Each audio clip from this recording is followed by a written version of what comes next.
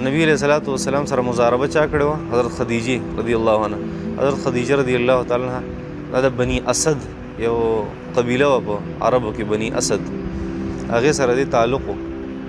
خدیجه بنت خویلد الاسدیه دا زنانه وه، ډېره زیاته هوښیاره وه او ډېره زیاته سمه ښځه وه، ډېره باحیا ښځه وه.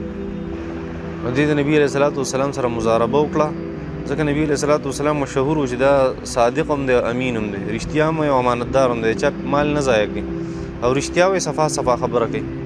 نو دې سړی خو د خلکو ډېر خوښي چې یاره هغه له پیسې ورکړي او په هغه باندې خپل کاروبار چلوي. په کاروبار کې خو دقه دوه خبرې نو رښتیا یې پکې او امانت یې پکې.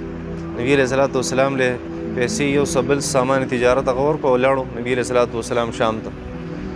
وایي چې نبی کریم صلی الله علیه وسلم په هر ځله باندې حضرت خدیجې لېږلې ده شام ته. وایي دومره ګټه یې راوړې ده چې دونه ګټه چېرته چا په